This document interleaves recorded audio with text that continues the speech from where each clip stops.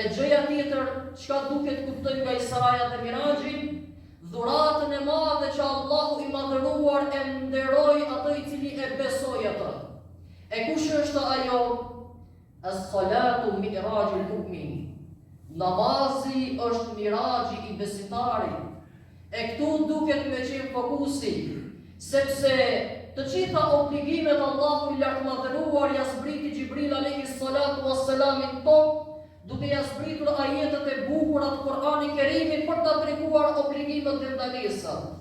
Ama kur jemi tek namazi, Allahu i madhëruar dëshiroi të na tregojë se na nderoi shumë nga se këtë obligim ja bëri obligim në qiell kur e morë Muhammed Mustafa alayhi salam. Dhe për ta treguar ne se ai i cili e fal namazin nuk mundet të bëjë një jetë me nivel të ulët. Namazi duhet ta ngrit besimtarin atje ku e ngriti Muhammed Mustafa alayhi salatu wassalam. Me namaz duhet të ngritesh në vlera, me namaz duhet të ngritesh në dije, me namaz duhet të ngritesh në dituri, me namaz duhet të ngritesh në moral, me namaz duhet të ngritesh në gjitha ato gjëra që e zbukurojnë një njeri dhe e bëjnë ato që të jetë një njeri me vlera. Nga se ky është namazi o vëllezërit e mi. As-salatu mi'rajul mu'min. Namazi është miraxhi i besimtarit. E çka është miraxhi?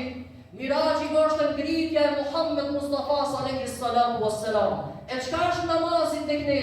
Namazi duket të na ngrisë në mënyrë që nëse ne ngritemi shpirtërisht, çka na duken pastaj gjërat e kësaj dynjaje çka na mashtrojnë, e na bëjnë që të jetojmë një jetë të shfrenuar. Kur jeton me namaz dhe e kupton si duket namazin, çdo sen pastaj e cila mund të mashtrojë e shikon pra si diçka të vogël.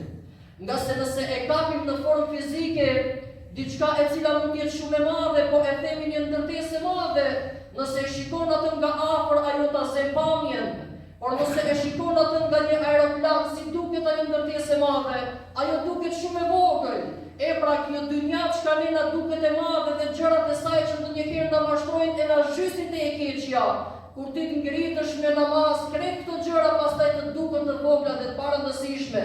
Dhe qëllimi kryesor dhe final i frymeve tona të jetë kënaqësia Allahu xhelle xhelaluhu ve xhelle shanuhu. Sepse përveç ti çdo sen tjetër është e vogël. Përveç ti çdo sen tjetër është pa vlerë derisa ai i jep vlerë. Çdo sen tjetër është e parëndësishme derisa ai Rabbul Alamin i jep rëndësi.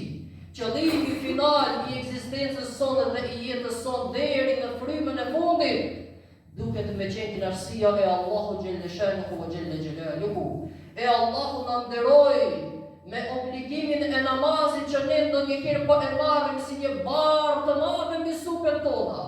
Që ne po ndonjëherë na jetë aq e vështirë për ta kryer atë.